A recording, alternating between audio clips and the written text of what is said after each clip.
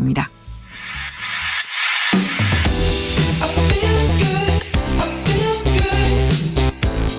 세상에 이익이 되는 방송 최경영의 최강 시사. 네, 어제 10년 이상 가스라이팅을 당해왔다는 한 여성 사연이 언론에 보도됐는데요. 이 여성은 중학생 시절부터 30대가 되기까지 과외 교습소 원장에게 돈도 빼앗기고 학대를 당했다. 중학생 시절부터 30대가 되기까지. 이게 가스라이팅이 대체 뭔지, 가스라이팅을 당하고 있다면 어떻게 대처하는 게 좋을지 경기대학교 이수정 교수님 연결해서 좀 들어보겠습니다. 안녕하세요. 네, 안녕하십니까. 예, 이게 좀 이해가 안 되는데 중학생 시절부터 30대까지 이 뭔가 정신적으로 최면을 당했다는 건가요? 이게 가스라이팅이 뭔가요? 네, 사실은 이게 옛날에 2차 대전 때부터 나오던 얘기고요. 브레인워시드 이런 이제 어떤 세뇌라고 이해하시면 예, 그러면은 훨씬 이해하시기가 편하실 거고요. 예, 그런데 이제 세뇌는 사실은 전쟁 중에 일어나는 일인데 지금 이런 현상들은 어떤 상하관계, 그러니까 완전히 지배를 당하는 심리적으로 예, 그런 상하관계에서 일어날 수 있는 일반인들이죠. 예. 그런 현상을 이야기할 때 가스라이팅 이런 용어를 쓰기에 이른 것입니다. 그래서 비교적 예. 실종 영화 그런 가스라이팅이라는 영화가 있었고요. 가스라이트라는 예. 그 영화로부터 지금 이런 현상을 지칭을 하는 용어로 통용이 되는 그런 어휘다 이렇게 보시면 되겠습니다. 그러면 이게 학문적인 용어는 아니고 뭡니까? 영어인가요? 이거는 그냥 어떤 현상을 지칭하는 용어고요. 예. 네. 그런데 이제 딱히 이제 학술적인 이야기로 보면 이제 심리적으로 지배당하는 이런 뜻이라고 보시면 되는데요. 예, 심리적으로 지배당하는. 예. 네. 그런데 이제 용어가 적절치가 않지 않습니까? 예. 가지고는 그래서 이제 영화 타이틀을 그런 현상을 지칭하는 보통 명사처럼 이제는 쓰기 시작한 거죠. 예, 우리가 아마존 당하다 이런 거군요. 예, 구글 네. 하다 이런 것처럼. 예. 어떤 상황에서 어떤 방식으로 일어나나요? 이 가스라이팅이? 그러니까 일단은 지배 피지배, 그러니까 완전 한 사람의 영향력이 강력하게 다른 사람에게 영향을 미치는 그런 현상에서 지금 이런 용어를 주로 쓰게 되고요. 예. 그러다 보니까 이제 지위 관계가 있는 경우에 지금 이 경우에도 한 사람은 중학생이고 다른 사람은 과외 선생님이고 이러다 보니까 아마 진학과 연관돼서 전적으로 아이의 지도를 선생님에게 맡겼던 것 같고요. 그러다 네. 보니까 아이가 상황에 대한 판단력이 완전히 성숙하기 전에 선생님의 지시에 무조건 따르는 생활을 하다 보니 자기 혼자서 어떤 의사결정을 하기가 어려운 지경에 이제 빠지게 되는 거죠. 그것이 예. 수년 지속이 됐다. 이런 피해로 보입니다. 그 피해를 입기 쉬운 어떤 사람의 특징 같은 게 있나요? 그러니까 강건하게 판단 능력이 있도록 성숙한 어른 같은 경우에는 사실 지배하는 게 생각보다 쉽지 않은데요. 예.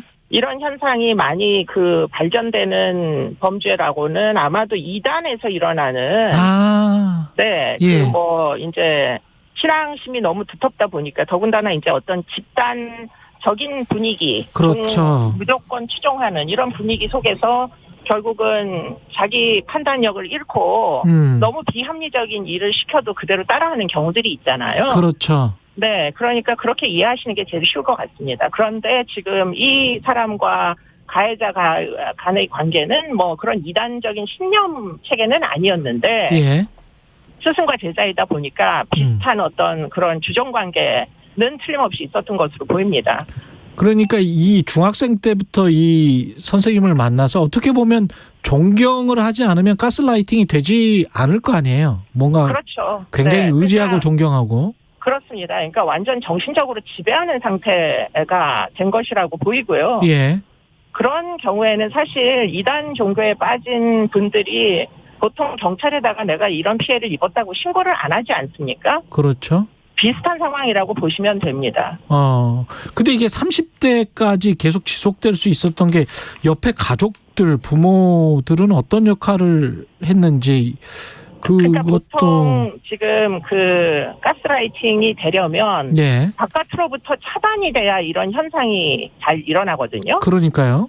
네, 그러니까 아마 부모님이 아마 지방에 계시거나 부모님과 떨어져 있는 상태로 이 학생이 선생님과 생활을 같이 했던 거 같고요. 예.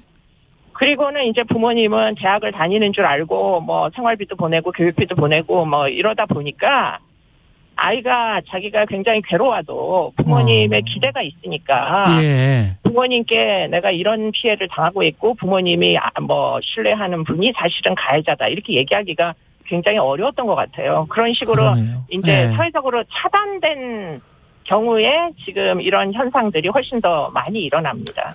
생각해 보니까 이단 종교 집단에서 뭐 이상한 일들이 일어나서 뭐 굉장히 무리를 지어서 외국으로 가서 거기에서 노동을 하고 뭐 이랬던 경우도 있었던 것 같네요. 그것도 일종의 네, 이제 비슷한 현상이라고 보시면 됩니다. 가스라이팅을 당했던 거겠죠. 그렇게 절대적으로 믿었으니까.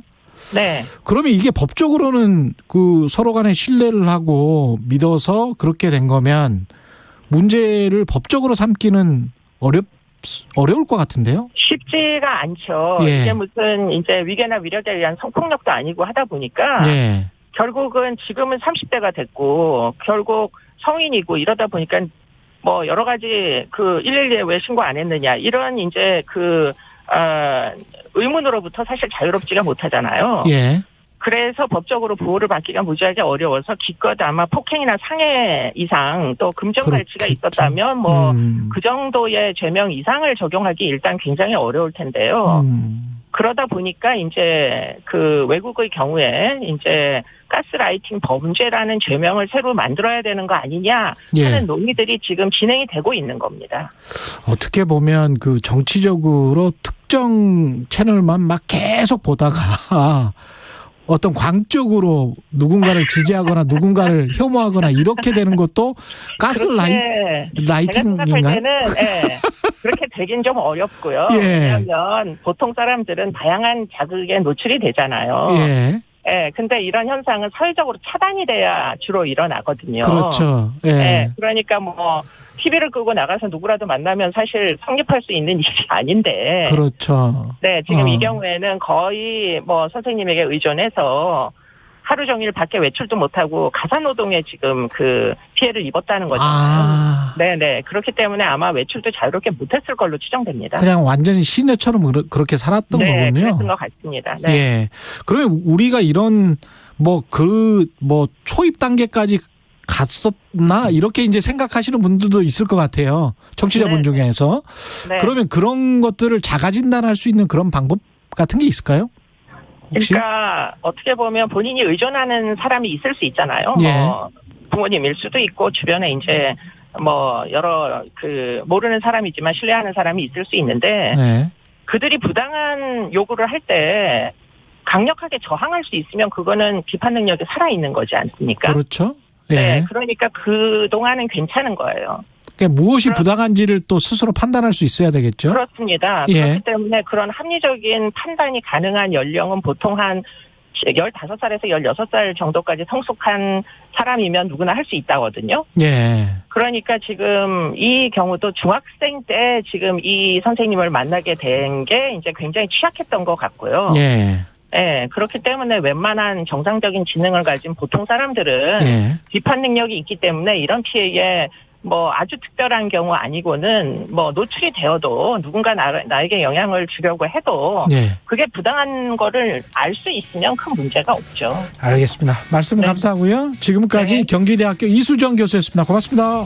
고맙습니다. 예, 10월 7일 목요일 KBS 1라디오 최경영의 최강시사였습니다. 저는 KBS 최경영 기자였고요. 내일 아침 7시입니다. 7시 20분입니다. 네, 다시 돌아오겠습니다. 고맙습니다.